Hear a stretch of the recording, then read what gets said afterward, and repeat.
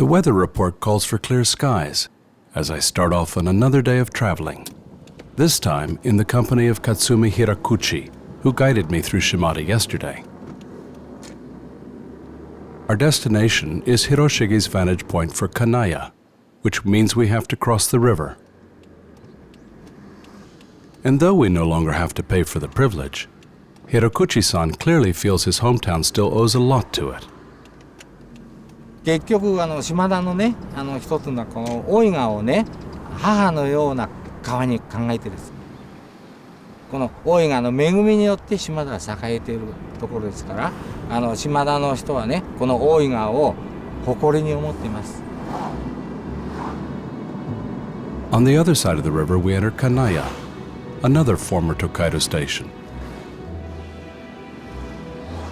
Kanaya feels different, smaller, and less developed than its neighbor across the river. Soon we're starting to climb, and before long there's a well-marked turn off to the Old Tokaido. Just beyond is a viewing point, supposedly near the place where Hiroshige sketched his view of Kanaya. Like his Shimada view, he shows people crossing the river. Some are important, requiring an entire crew in the process. Others are not.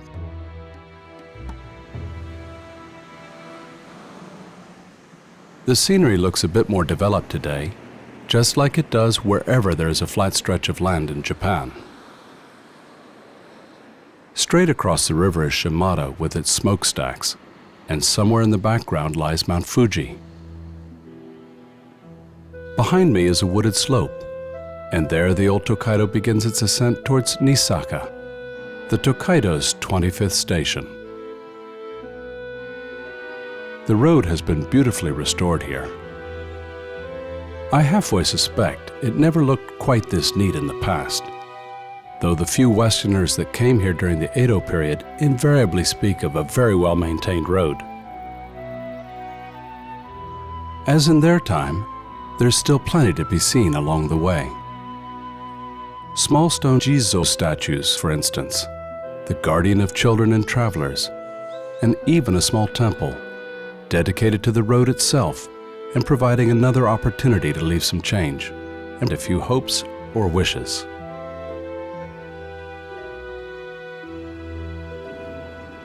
Nisaka is nearby, but as usual, I'm more interested in finding the site where Hiroshige drew his particular image of the area. First, that requires relocating the path of the Old Tokaido. This area is called Nakayama, and the road consists of a series of ups and downs, in the middle of one of which Hiroshige halted to sketch his image. He shows a very steep part of the road, and a few people examining a large boulder in the middle. It was known as the Night Weeping Stone. There are several accounts explaining why it cried at night, though all agree it had to do with a pregnant woman who was killed here by robbers. Naturally, I wanted to find out whether it was still in the vicinity. But this is a very calm stretch of the Old Tokaido. Fortunately, some workers are installing an irrigation system a bit further. That way I find out the stone still exists, and thanks to some gestures, in which direction to go. But I really get some help when Toshihiro Sugimoto drives by.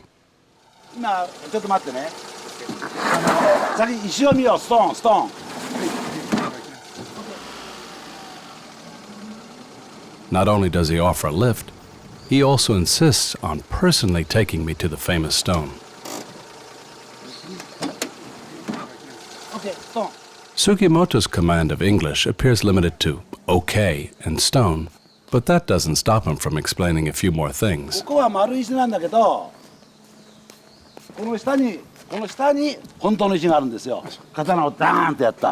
Despite his descriptive gestures, I have no clue what he's talking about. I suspect it has to do with the stone, and what happened to it, and with each apparent hit, my curiosity grows. それでガーンってやったわけです。敵を取ったってやつ。 And I don't have to wait long. どうぞ。どうぞ。 There is a boulder, just like in Hiroshige's image. And given its prominence in this temple, presumably the same one. OK。スタート。OK。 Not so, according to Sugimoto-san, who clearly wants me to see something else. So I join him, all the way back on the Old Tokaido.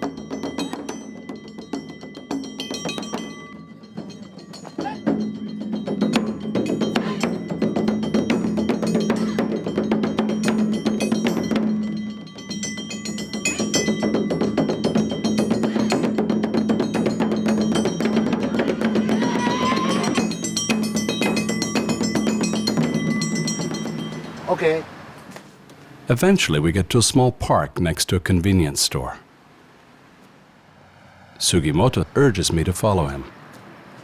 これが夜泣き石。 This, he claims, is the real stone. And here is why. 刀。OK。ダン。お腹。ダン。赤ちゃん。ボン。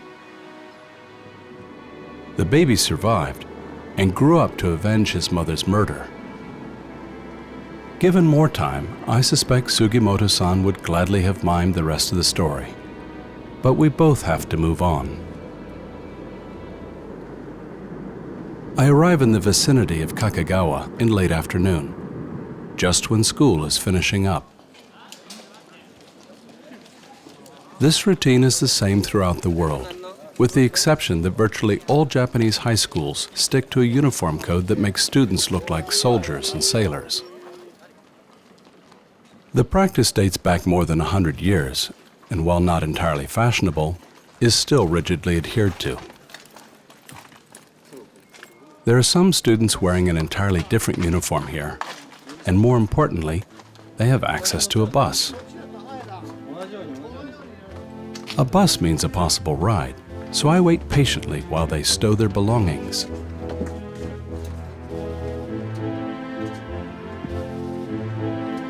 I have joined the Kyudo Club of the Kakagawa Technical High School. Unlike most sports teams heading off to a match, it is perfectly quiet on this ride. I get the impression a lot of these youngsters prefer to concentrate on the match ahead.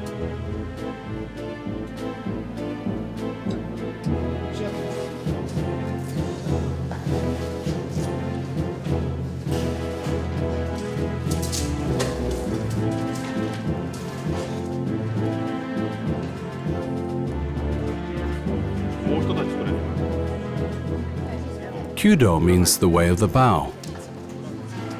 It is a martial art that dates back hundreds of years. And though archery may seem like a largely individual effort, here too, I notice this is a team at work, with a clearly designated hierarchy and clearly defined rules.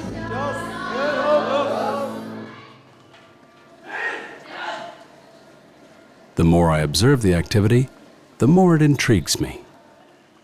目標としては当たりがメインになってきますが、試合でも当たりという形でないと結果は残せなくなってきますが、日頃は当たりプラス自分のその体の形、射の形というのをまず見て、それと精神面、当てたいというふうに思い始めると、この持っている回というんですけど、回というのが早く離れてしまう。目標としては当たりという形にはなるんですけど、その中でも自分の中のいろいろ問題点があるので、こうしないといけないとか、この体の線とかいろいろあるので、それを頑張っています、一つずつ。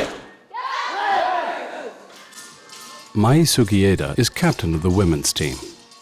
弓道というスポーツ、ただ当てるっていうそのスポーツなんですけども、その中で礼儀や今先ほど言った姿勢や挨拶、人の目を見て話すということや、そういう基本的な、自分がまずできるような基本的な日常生活ができないと、その弓道という難しいことはできないと思っているので、そういうところはやっています。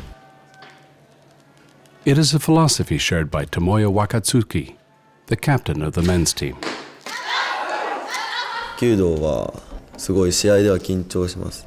それで大人になっても普段の生活でも緊張するっていうことはいろいろあると思うんですよ。でもそういうとこで強くなれるっていうのが稽古しててそう思うことはあります。